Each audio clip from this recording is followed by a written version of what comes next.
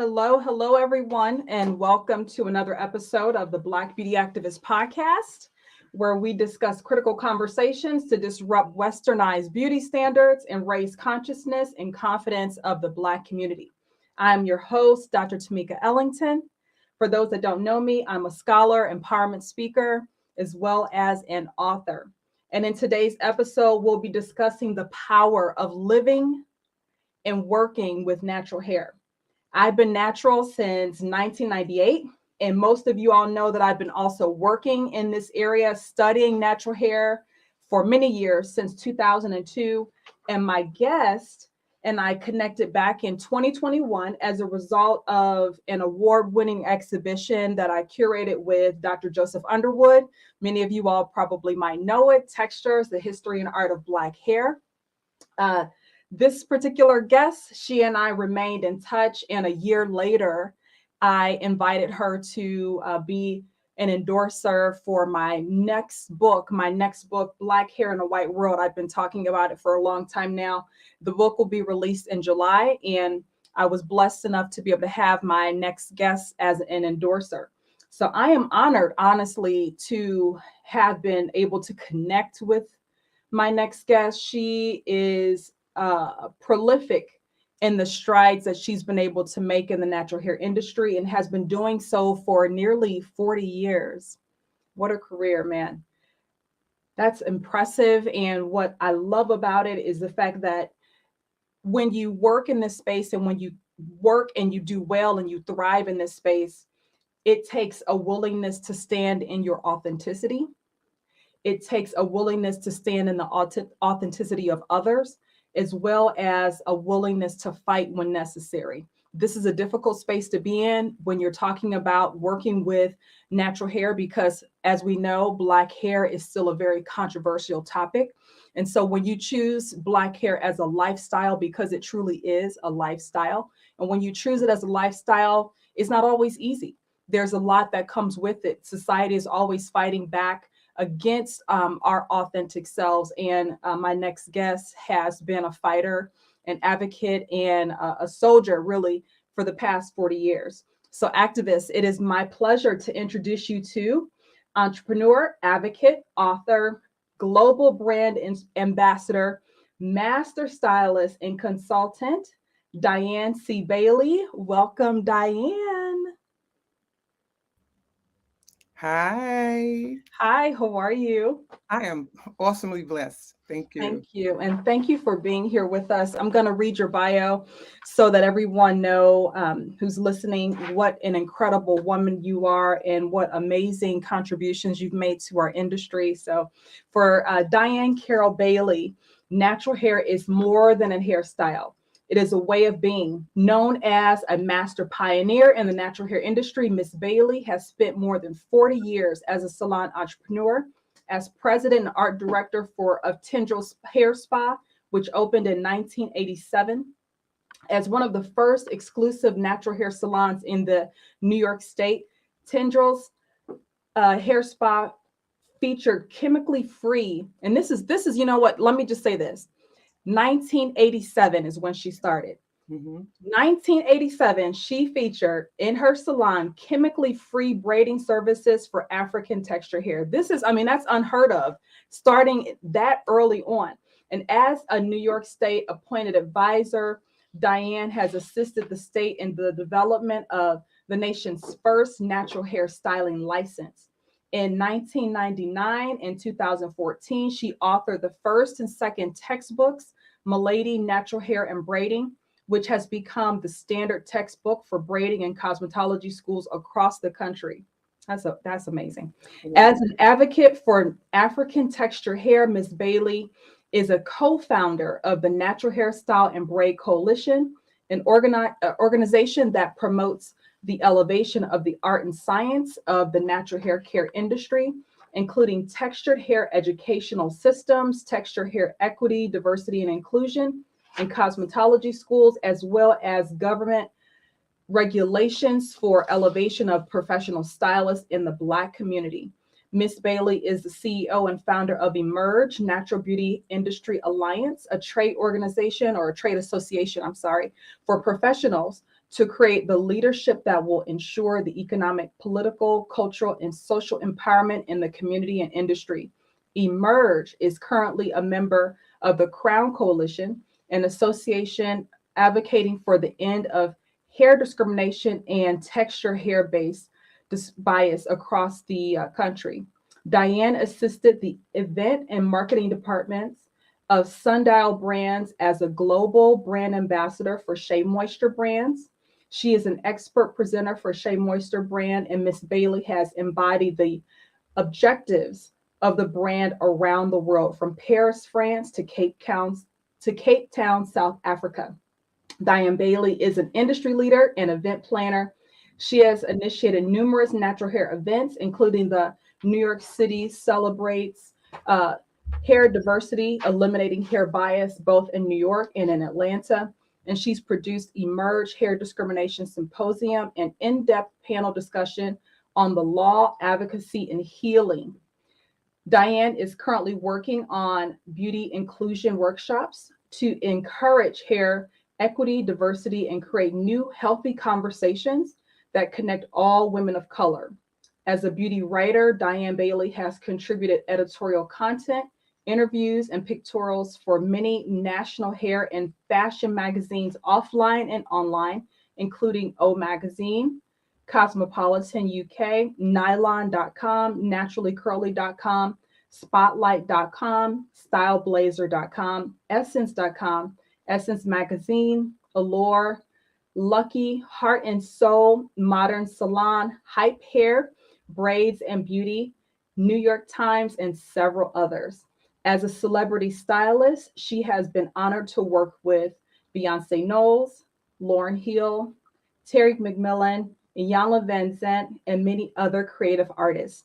Diane proudly says, the textured hair and braid industry is here to stay as a global standard of beauty. It is my passion to create an authentic beauty standard where our cultural aesthetics are totally embraced, respected, and honored worldwide. And I cannot wait until we have a day where that actually happens. Girl, it's gonna be a party. Oh my gosh. Yes. Oh my gosh. Yes. I long for that day. I long for that day. I do too. Yeah. You know, we all do. You know, I mean, Yeah. and when that day comes, there's going to be so many other levels of amazing things that are going to be happening. You know, when that day comes, Yes. so many other amazing things will be happening in our culture. Yes. And so again, Black Beauty Activist Podcast, it's a pleasure to welcome you here with us. And yeah, and when I was congratulations to you. Thank you. The second book is awesome. Thank you. And Thank you. I have to read it like 3 or 4 times because it's so juicy, so full. And you gotta put it down and then pick it up, and then put it down and then pick it up. Because you have to be able to digest it in small pieces so that you can internalize and get the information clearly. So yes, I wish you well in your journey with your next book. Thank you, Diane. And please, you know, I am just so thankful that you agreed to endorse the book. So I admire your work. I admired you. I love textures. So this is like the baby, right? So yes, it is. I loved it. So I know your second book will educate the world, and they'll see hair and they'll see our culture in a different way. Absolutely. Oh, that's the goal. My main goal with everything that I've ever done is to just be able to bring the humanness to our beauty. The humanness. Yes. Because we are in many ways not seen as 100% human. And so that is the goal. That was the goal for textures. And that is the goal for Black hair in a white world, is for people, for we ourselves to see our own humanness. First. Yes. Us first, right? Absolutely. And stop hiding behind, and this is the throw off, but stop hiding behind the masks that we wear, the false lashes, the erroneous makeup, the extensive hair lengths, the overwhelming parts of your body that you want to detach and reattach to make it to alter it. I mean, it's just, overwhelming to me when I see a 13-year-old girl with false eyelashes on. It tells me she does not value herself. I can Yeah. see it. I can see it. It's almost like, it's like a target, and I can point to it, and I can tell who's strong and I can tell who's weak Woo! in self-care and self-love by just how you walk the street. And New York is a melting pot of beauty, and there is awesomeness going on throughout New York. And then you turn a corner and then you see, a 16, 17-year-old with grotesque nails, overwhelming lashes, and extensively long hair to assimilate to a standard of beauty that's not ours. Absolutely. Oh my gosh. So, when I was putting this interview together, I really had a difficult time trying to decide which questions to ask. I have so many questions to ask you, and we're going to have to do this again because, I mean, there's no way that we'll be able to cover as much as I would love to cover in just one interview. And Sure. so, I'm so impressed by the fact that it's been 40 years, more than 40 years since you've 40, been yeah, doing this, since you've yeah. been doing this work. Can you please tell us a little bit about who you are and how you got started on this natural hair journey? Well, I wrote an article several years ago that said natural hair chose me. This Yes. was not something that I designed in my head. This was a young woman living in New York, dropped out of college because I wasn't sure that's what I wanted to do. And I had some funding, some grant money, and I decided to go to cosmetology school. And I'm always been a communicator and always been a writer. And I met a young woman, and we connected, and she showed me how to add extensions. Mm, And even though I was in cosmetology school, there was no education in the 80s around braiding and extensions. So we became self-taught. I would find a group of women, the International Braiders Network in Chicago or in mm, Florida, and we would just be on the phone and we would network together to share our skill sets. mm. And that was, in the 80s. Uh, Wow. yeah. So then after that, we decided to start another organization. And that organization was the organization that catapulted the natural hair license in New York State. Yep. Wow. So my passion became my advocacy, and my Yeah. advocacy became a science and an art form and a language.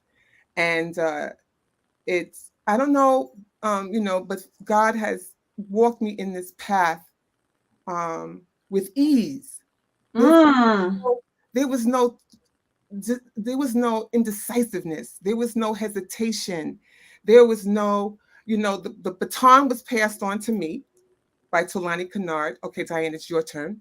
I Mhm. received it, and I've been walking this path since then. Wow. That's interesting that you said that it came easy and there was no hesitation. When I first met you, I was still an academic working at the university. And I, And I was like, I'm gonna, I'm gonna have that. and I was deciding whether or not I was going to leave Mm, and become an entrepreneur. And when I first got started, I decided to focus my business on empowering students. okay. Well, I had a mentor of mine who read me up and down and told me that I was not following in my purpose. Mm, And she said to me, she said, I don't understand why you're not using this platform that you have about Black beauty and hair as your speaking platform, because this is what you're an expert at. You spent the last 20 years of your career doing this work and you're mm, just going to abandon it. And I told her, I said, I'm afraid. I'm afraid to do this work because there's so many of us that don't want to hear the truth. And I was afraid of being seen as a radical. mm, I was afraid that that people just wouldn't be willing to hear me, you know. And I had another conversation with a good friend of mine who is a Ghanaian chief. And Mm. I called him up and I said, Nana, I really want to do this, but I'm really scared that people are going to see me as a radical. And he said, well, you're already a radical. You're just an undercover radical. And he was like, it's time to uncover yourself, honey. And I was like, well, here it is. Here it is. And you can do it with ease and with gracefulness and on a level of excellence. Yeah. But to speak your truth is not, yeah, to speak your truth, the thing that's in your heart, the thing that you, when you go to sleep at night, you feel well about because you did a good job. Yeah. You educated, you turned maybe one person around, or you changed the law in that state, or you sat in a room with all white people with straight hair and got one person to understand the challenges that women of color, particularly Black women, get in this country, that we are ignored, we have been denied, and we don't need to be affirmed by you. We affirm ourselves. Yeah. We affirm ourselves. That it starts Yeah. there. It starts there.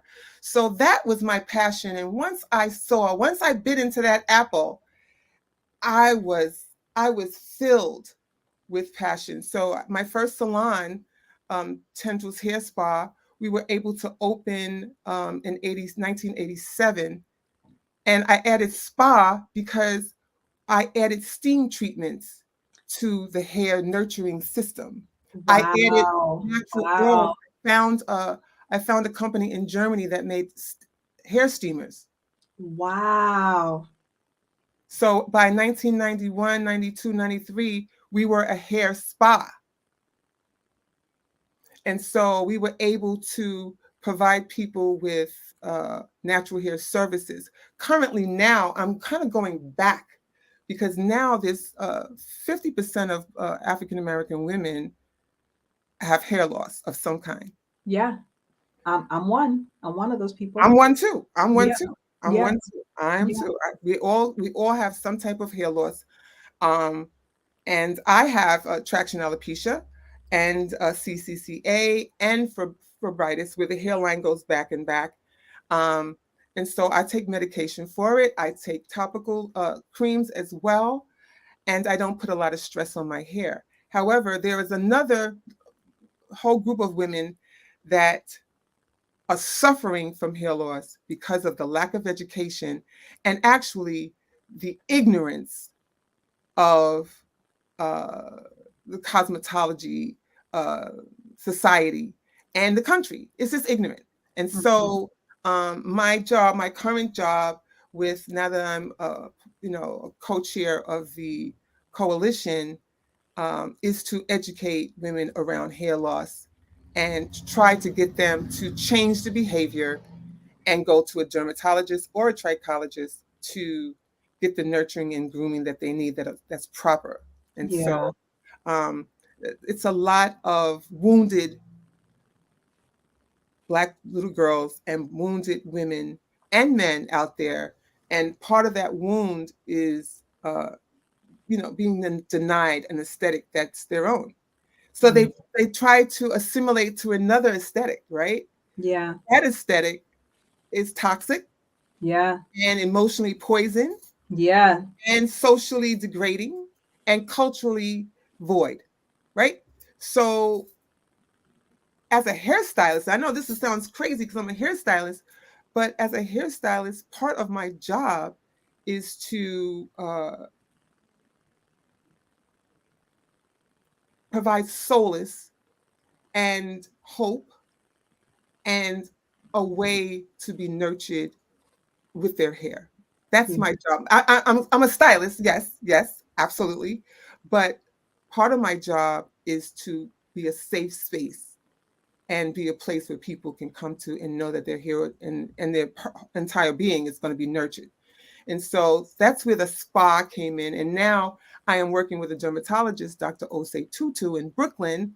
And I work in her office. I have a studio there. and women come in with extreme hair loss.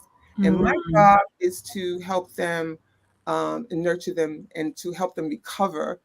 The doctor deals with the scalp, and I offer services for the hair. Wow. Yeah. Wow. Wow. Can you discuss a little bit about the work that you do with Emerge Natural Beauty Industry Alliance and how that came about? Well, Emerge came about because I needed a collective space to work with other people in other states. So that's where Emerge came from. That's why it's a community alliance. And Mm-hmm. so, but now I have even a bigger um, um, vision is when I joined the coalition, the Natural Hairstyling and Braid Coalition, because now that group of women and I are really sitting back and doing a non-for-profit arm so that we can go global. Nice. Yeah, Very nice. yeah. Nice. Wow. You may have just answered my next question. You had mentioned that natural hair is a way of being. And I wholeheartedly believe this for myself, Hmm. that it's a way of being. It's not just some trend, that we have. And so I'd love to have a better understanding of what you mean by when you say natural hair is a way of life. Yes. Well, for me and for the next generation is what we're trying to. Hello? Yes. Uh-huh. Uh-oh. Something happened. Uh-oh. It just went dark. Hold on. Okay. Yeah. Um, Okay. for me, I'm making sure everything's plugged in. Okay. For me, I believe that we often disguise ourselves. I see many people in disguises, right? Uh, this is a platform for you to take off the mask. Yeah. This is a platform for you to be nurtured once you take off the mask. We are you. I mean, I was a 19-year-old girl in Brooklyn with thick lips, nappy hair, and I was bussed out, uh, you know, in particularly around the time when Martin Luther King got murdered, Malcolm X. In the 60s, I was a young girl. Mm-hmm. And so for me, wearing my hair natural was not too foreign because I grew up in the 60s when afros were were huge, Yeah. right? And so to go back to that seems so easy and seems so right. Yeah. Um, however, I had to still go get a job. I still had to figure that out. And once I realized that I got a job in a selling calculators or something, and it was I can't remember what I was selling, right? And they said to me, you know what, you can't wear your hair like that. I went to the interview with my hair straight. I knew better. I got the job, and 3 weeks in, I put my braids back in, and they were Mm-hmm. like, no, that's not going to work. So I get that part. I understand that part. And that girl that got fired, that girl who went to an all-white school and was chased by dogs, that girl decided she was going to wear her hair natural no matter what, because you can't Mm. deny myself that. And Mm. so when I decided to open my salon, I had already had a following of about 300 people. I had been working as a traveling stylist, going to different clients' houses. So I built my base first, and then I opened my salon. Many people do it the other way. They open a salon and hope to build their business. Yeah. Yeah. So but I did it the opposite. I built my base first, and then I opened my salon, and I never looked back. So yeah, I wrote the article about natural hair chose me because I feel like I have a relationship with my trade.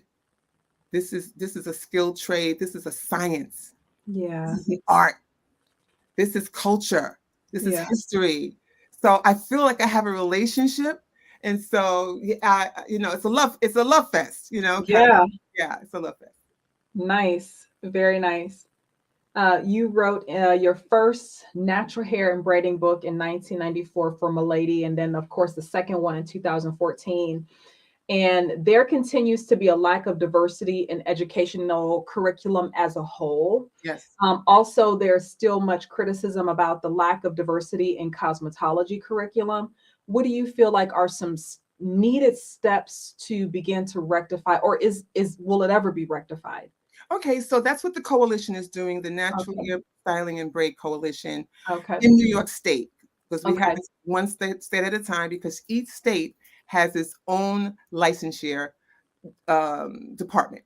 Okay. So we're in New York State, and we are working with the state to develop a new curriculum for the natural hair. We're going to create different levels so that people can get in no matter what their education is or ability to read or write, because a lot Mm, of the people that are braiding hair are from African heritage, and yeah. they don't have the skill sets of English. Yeah. However, they do have a certain level of skills, and that's braiding. Yeah. We also want to protect the consumer. We also want to protect the community. So we want to be able to give some education around hygiene and health, around hair disorders and scalp disorders, and of course, hair loss, and of course, sanitation and hygiene, especially since we know that COVID is going to be a major part of our lives for a long time to come. Yeah. That hygiene sanitation piece is critical. And so that's where we're going. So we're going to have not just one license, we're going to have a master license, and then Wow. we're going to have sub licenses that will deal strictly with braiding and hygiene. And the master license will deal with braiding and textured hair education.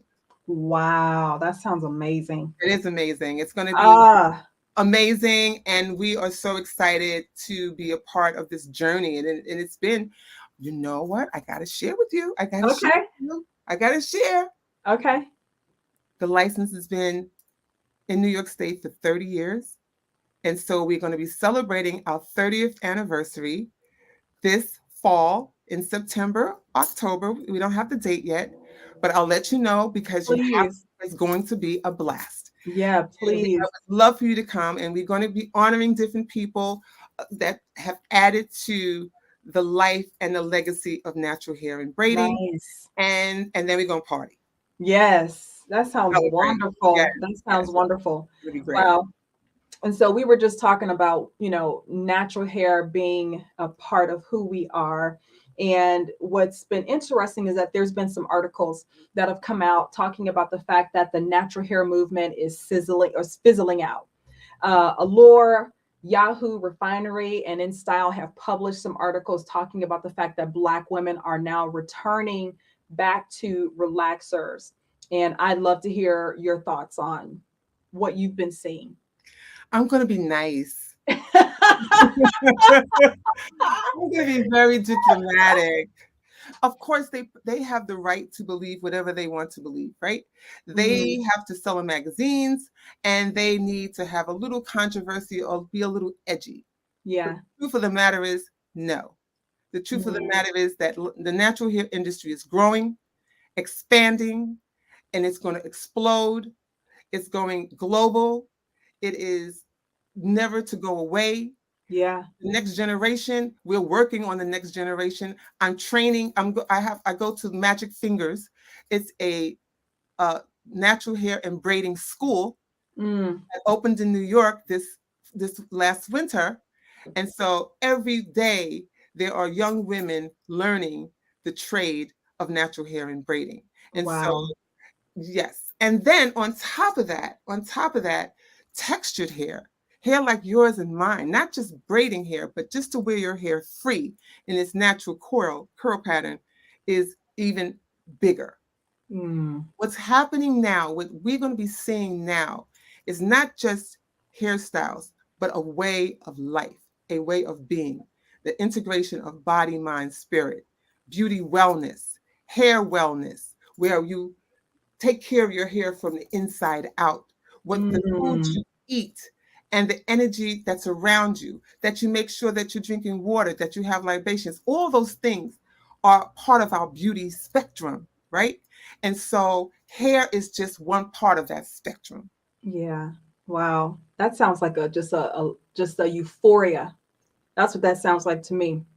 Well, Oh, wow. the stars. We're going to shoot Yes. for the stars because we have another generation of women who are using plastic surgery as a way of enhancing themselves and beautifying themselves and marking themselves and mimicking other body types that are not their own. Yeah. Um, and we are living in a culture that promotes a certain look greater than our own, and Yeah. and we are living in a world that sees Black women almost as invisible, and so Absolutely. and so it seems like we're talking about hair, but just like you said in your book, you know, this is part of the dynamics of our Blackness, that Yeah. you cannot cut one part off and expect it to grow, you Yeah. know. So it is my job, and it's my mission and my passion and my delight, to be a part of this movement, that will help the next generation really see that our beauty is not to be to be subjected to someone else's definition. We defined it, and those magazines that you said, that is, I, I laugh lightly, but possibly that they think it is getting lesser because that is something that they want to promote, Yeah. or it's subjective, right? Yeah. And Absolutely. so, our job, our mission, yours and mine, is to remind people that it is not true, Yeah. Yeah. that you cannot we this is our cultural aesthetics. This is Yeah. our cultural aesthetics. If people put those two words together and understand what that means, really what it means, it really, then we don't have to question anymore. We don't have to question who we are because it is part and parcel of our cultural aesthetics. And yes, we lost it. We were battered and bruised, and for 400 years, we Yes. Yes. lost a lot. Yes. We lost a lot. But before I ever went to Africa, before I even ever went to South Africa or Ghana or Nigeria, I picked up a book. And I still have it, because I love the art form of the African statues and African art. And I started to look at the Maasai's and the different tribes. And I Yeah. started looking at their hair. And I Yes. started looking at the Ethiopians and their braids. Yes. And Yes. I started seeing different things. And that's why when you I had that event, I had to reach out to you Yeah. because it was a connection. Once I opened the books, once I saw the statues, once I saw your displays and what you had put in your exhibit, I said, she gets it. She Yeah. gets it. And that's it. So Yeah. unfortunately, we have some work to do. We do. We have some work to do. We do. But it is a rewarding dynamics that we live in. And I know that the work that you're doing and the work that I'm doing and the work that the Crown Act is doing and so many other people in the coalition, we are all in the same room, working that room as much as we can. And Yeah. it took 400 years for us to get, here. And it's an ongoing thing. It's never going to end. Mm-hmm. Yeah. You know, the way that I see that is the unbrainwashing. So what we're doing is we're helping get rid of we're helping ourselves unbrainwash. you know, we're helping ourselves see us for who we really are. Mm. Yeah, and that's, I think that's been the biggest drive for me, is just for us to see who we are without, like you said, without the mask. You Without, know what? Oh my gosh, Diane. You know, one of the things I can't remember when those wigs first came out, where they were doing all this extra stuff, like they call it the melt. Remember, where they actually like melt the wig to the scalp and everything. When I first saw that, it actually kind of brought me to tears, because I was like, are we serious? Like, are we really doing all of these things to make something that is not culturally aesthetic towards who we are authentically, and we're trying to make it seem as though it's authentic by doing all that extra stuff, all the gluing and the melting and all, and then the baby hair? Oh my gosh, when I first, I mean, it literally like brought me to tears. I was like, what is happening? first of all, baby hair is for babies, okay? And if you realize something, that as a child gets older in the months, they lose that hair. Absolutely. That hair is not permanent. Right. That soft wave usually becomes a coil or a kink Yes. somewhere later down the road as they get older. Yeah. But this is an aspiration. Why are you aspiring to something so inept? It doesn't make a difference. Mm-hmm. And now I've seen, and now this is the shocker, and I want to put my hands to my face like this, because you can have like a tattoo baby hair on your forehead. Oh, Now, what now? yeah. Oh yeah, they have it in New York. It's you can, just like you can have a tattoo stick on, you can have a baby hair stick on for your hairline. Yes, you can. I draw the line on crazy with that. That's crazy.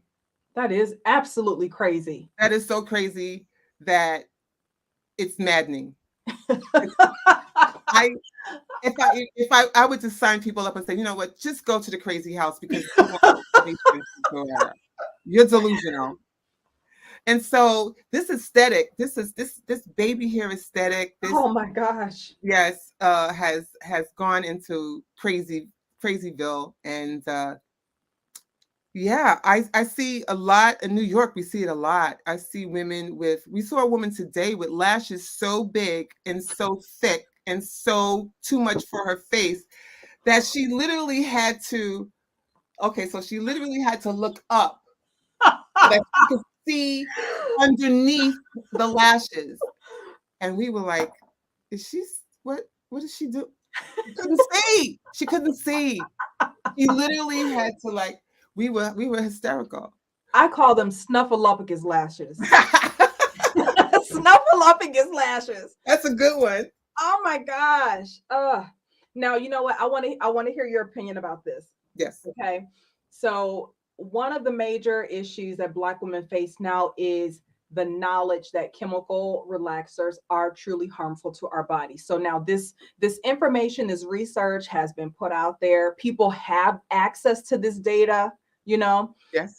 and women are still making the decision to harm themselves, right? We are. Mm-hmm. But my question to you is, like, what are your thoughts about, first off, the relaxer lawsuits, and then secondly, what Black women's responses have been so far? You know, like, what have you seen surrounding this topic? Yeah. Well, one of the reasons why I decided to go natural, even though I'm a licensed cosmetologist, is because I opened a jar of relaxer, I would say in the 80s. When I opened the jar, the fumes from that jar was so overpowering that I got sick from the smell, just from opening the jar. Mm. And I decided never to do a relaxer again. And so I went to work and I told everyone, I'm not doing relaxers anymore. We're not a comprehensive braiding salon. We're going to be a natural hair spa.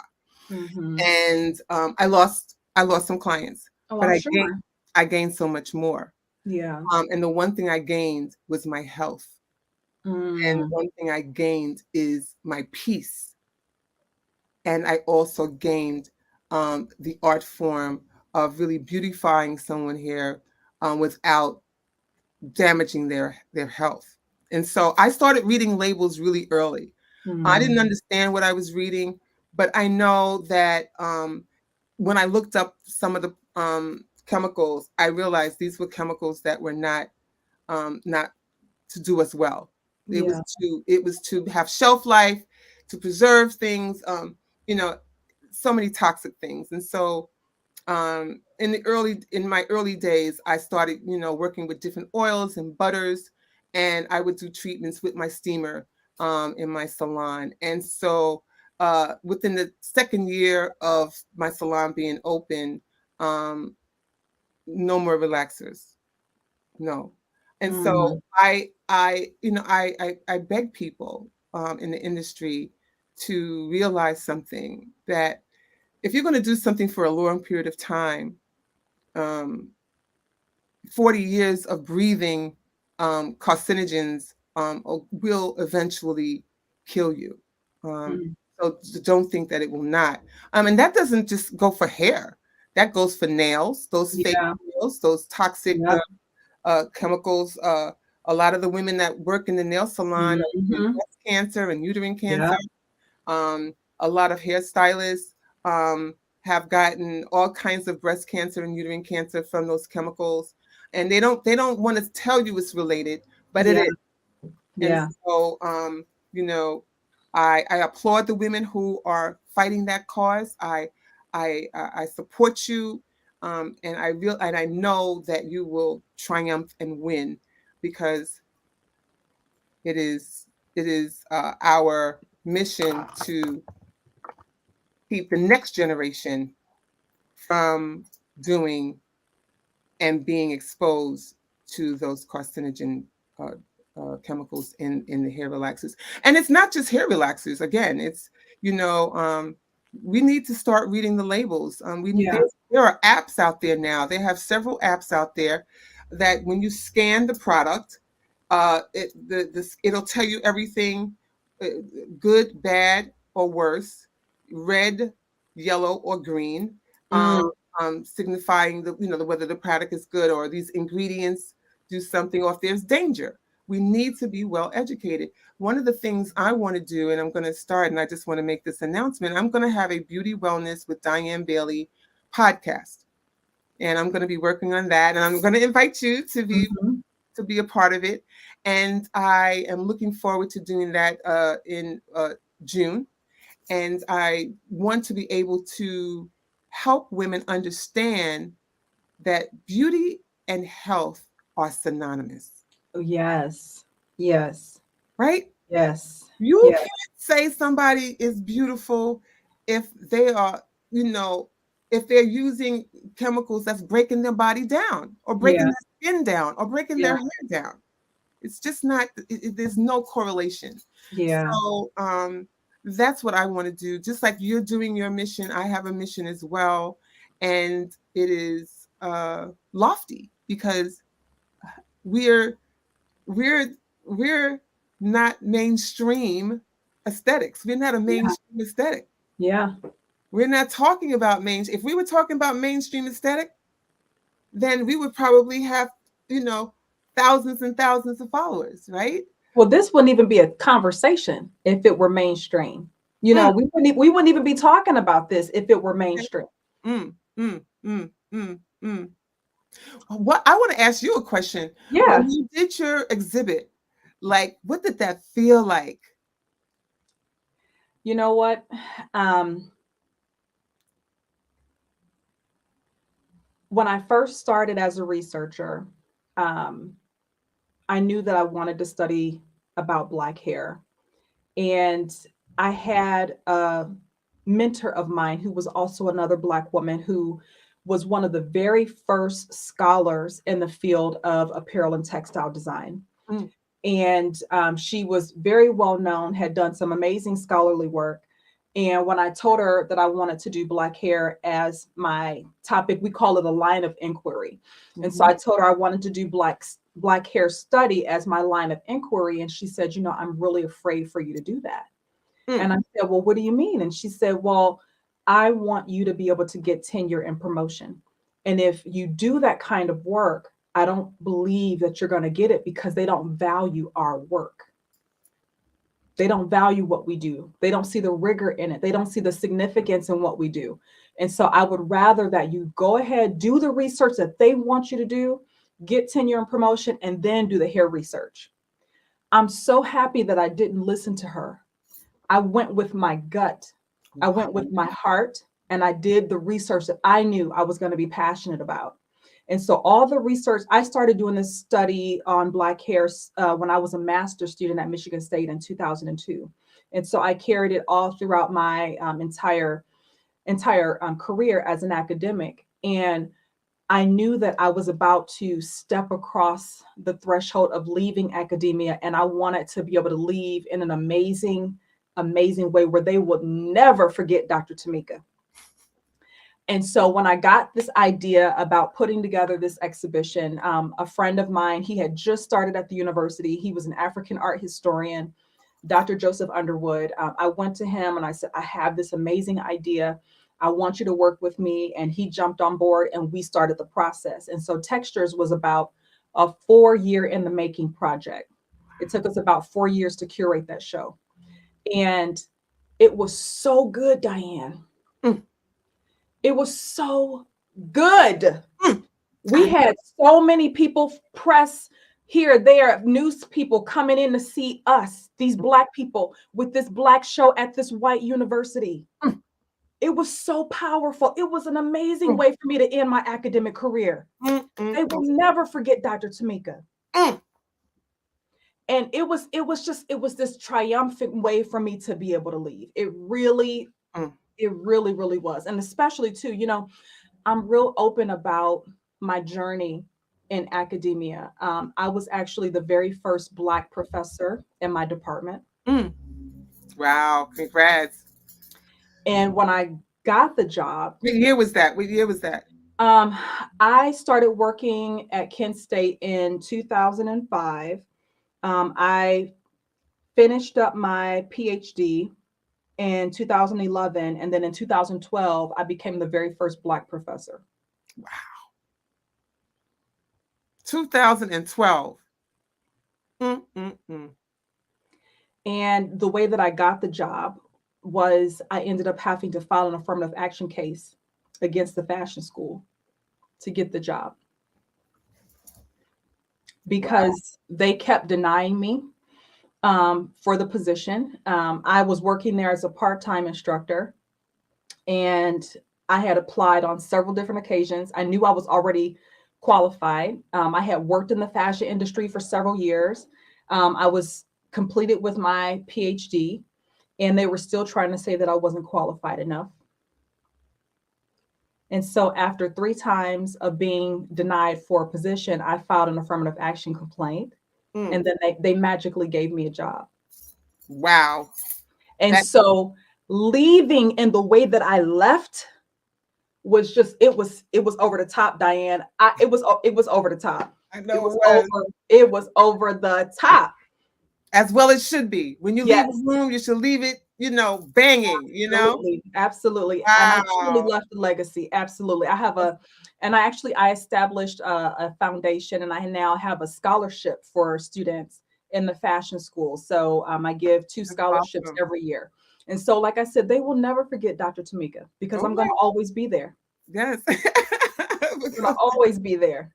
That is awesome. Powerful stuff. And, you're leaving the footprints for the next generation. Absolutely. How dare you see me and deny me? Woo!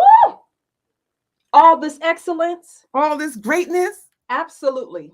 And you fear it. That's because you fear it. Yes. Because you don't want to understand it. And it doesn't feel like it's going to go down smooth, because it might not go down smooth. The truth doesn't always go smoothly. Woo! You better say it, Diane. Oh, it is what it is. Take this medicine and get well, my sister. and never get well, because the truth is what it is. And we tell our story. It's our story. You Yes. can't tell me how to tell this story. Yeah. And that's what they're trying to do with the education, with all these protesting. They're trying to tell us how to tell our story. You can't do that. Mm. So that I'm proud Mm. of you. I applaud your excellence and your tenacity.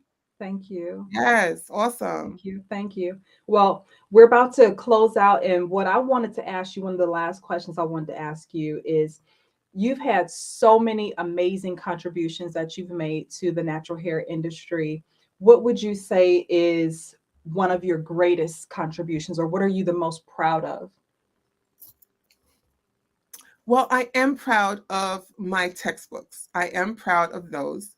I am very proud that I was able to put language to the science and art of African textured hair, because before me there was nothing or Mhm. very little Yeah. that really talked about the science and the art, and how um, the aesthetic, how our Mm. aesthetic is has its own dynamics, and we do not have to measure our aesthetics by someone else's ruler, right? Right. I'm Wow. proud of that. I'm proud of the fact that I was able to be a part of legislation and sit amongst a board and be the only, like yourself in many cases, the only woman of color that can speak for a community that has never been heard around our hair typing and Mhm. what is good hair and what is bad hair and all these things that kind of depict something that is really, to me, negative and debasing. I cannot take it. So Yeah. I'm very proud of that. I'm also proud of being part of the Crown Act. Yes. When we read about it and heard about it, we went Jumped on it. Yeah. jumped on it. We jumped on it. We started Mhm. working, moving, and grooving, and it's a love affair with the politics of beauty. Yeah. Yeah. That's awesome. Where do you see natural hair going in the next decade? I see natural hair becoming infused with lifestyle, not just hairstyle. That's Mm, what I want people to understand. mm, mm, It's mm. a lifestyle, not just a hairstyle. Yeah. And so Yeah. that fusing of body, mind, spirit, culture is going to be a running thread, and and that thread is going to weave and make a fabric, and that fabric is going to clothe and nurture and Mm. and just cover us and keep us warm and sheltered, because we're going to change how we see ourselves through this passageway that I'm going to try to create, where the coalition's going to try to create it, you're going to try to create it, we're going to come together and create it in different ways, so the Yeah. platform just gets stronger and stronger. Absolutely. So, do you have anything that you wanted to talk about that we didn't touch on? Hmm. Let's see. I do want to talk about hair loss in the community again. I really want to stress to our listeners that if there are two people in the room, two Black women in the room, one of them is going to have hair loss. Mm, As mm. simple as that. As simple as that. If there's only two people in the room, one is going to have hair loss. If there's 10 people in the room, 5 are going to have hair loss. Wow. If there's 100 Black women in the room, 50 of them are going to have some type of hair loss. Wow. Wow. Why do you And the think it's so numbers, prevalent? Why do you think that is for us, Diane? Why is that? many reasons. Some of it is genetic. Some of it is genetic. Some of it is, some of the scarring alopecia that we get, like CCCA. Mm, They're still working and trying to find out why. Um, some of it is environmental, mm, stress level. Some of it is self-imposed, traction mhm. alopecia, too many heavy Yeah. braids, irritation, so forth and so on.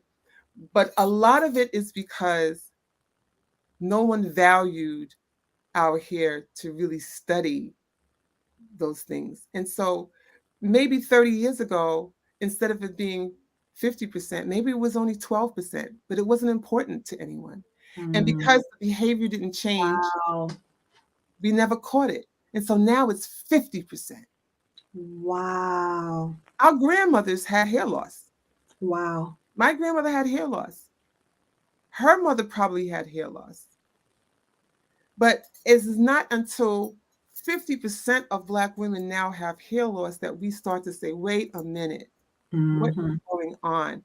So Yeah. some of it is part of our um, gene pool. If it, heredity plays a big part. But what about heredity? What is that trigger? Um, some of it's stress related, some of it's triggered with stress. We don't know. The science is still growing, and we'll find out eventually, and hopefully we'll find out and reduce the numbers eventually. But right now, it's really, really bad. And Mm. our simulation to wearing long braids for long periods of time, we're going to see more hair loss because traction alopecia is on an upswing. The braids are too long and way too heavy. Yeah. When you were just talking about stress and hair loss, I noticed my first bout of hair loss when I was going through all the discrimination that I was dealing with at Yes, the university. All of that stress and that environment definitely had a major effect on my hair loss. absolutely, absolutely. Hmm. Because the body is trying to protect itself. Absolutely. So Yeah. it takes what energy and it puts it into the energy to protect.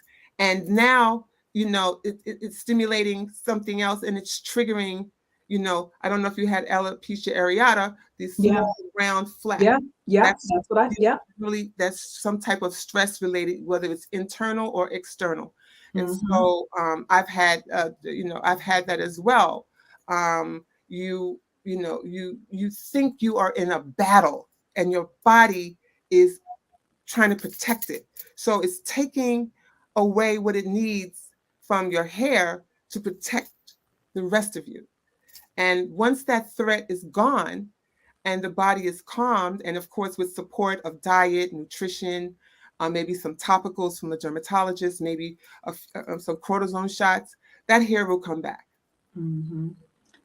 Ladies, I hope you heard that. Stress, stress. And poor nutrition too. I mean, Yes, remember absolutely. when you were under that kind of stress, even though you ate, the body still needed more nourishment. So Yeah. it'll take the nourishment from somewhere else Hmm. and displace whatever the vitamins you need for your hair to stay healthy. And Yeah. so all those things combined, lack of sleep, poor nutrition, and now you're adding stress on top of that. Hmm. Something has to give, and your hair might be the first thing to give. Mm. One thing I do want to say before we leave, this is hitting my spirit because this was definitely my situation.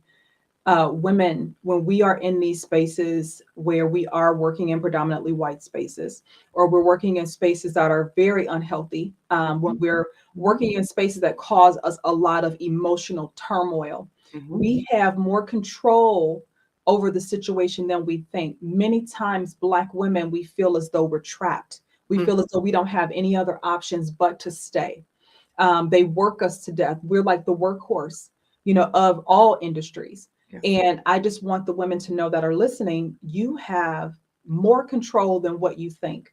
I had to exercise my control so that I can keep the rest of my hair. Mm, bravo. Courage, tenacity. Hmm. There's something that I used to say to my daughter: feel the fear, acknowledge the fear, Mm. but do it anyway, Yeah. in spite of what you're afraid of. Of Yeah. course, you're afraid. Mommy, I'm afraid. Of course, you're afraid. But you want to climb that mountain? You want to climb that fence? Climb the fence. Hmm. Take it a step at a time. And so, that's what I want to give to the community. That's what I want to give to my clients. That's what I want to give to the industry. Feel the fear, Mm. but do it anyway. Yeah. Yeah. Wow. This was amazing. It Thank you. was. It was long overdue too. It really was. Oh, We've been in touch for a long time and we never really had an opportunity to really sit and have a conversation. So, it was a true honor and I'm so happy that you agreed to do this with me. and thank you for asking me. And I'll be looking forward to you coming to my show, Yes. Beauty Yes. Wellness with Diane Bailey. And Yes. we'll make an announcement real soon. Absolutely. And so how can everybody keep in touch with you? Okay, well, I am at Emerge, lowercase MBIA. I am also Hair Primal by Diane Bailey. You can catch me on LinkedIn, Diane C. Bailey, Facebook, Afro Diva, Diane C. Bailey. I'm all over. Nice. Very nice. Thank you so much. I so appreciate you. I wish you peace and blessings, Diane, and I look forward to talking to you again soon. Blessings to you as well. Thank Yes. you. Bye-bye. Have a good night. Good night. Wow, that was amazing. So typically at this time in the episode, I usually like to give some information about research that went into preparing for this particular interview. Every interview that I have, I always try to get um, some data, some research to back up the things that I'm saying, so that you don't just take my word for it. You take some other research behind what I'm saying, and you learn and glean from that. And so, what I'm going to say today in regards to research, I'm going to tell you to Google me. Google Dr. Tameka. Look up my research that I've done over the past, 20 some odd years. Do the research. Find out about what you want to know by Googling me about my natural hair journeys, about my natural hair research that I've done. So if you go on Google, type in Dr. Tameka Ellington, type in natural hair, and I'm telling you, all my research is going to pop up there and you will be able to read as much as you like. So Google me.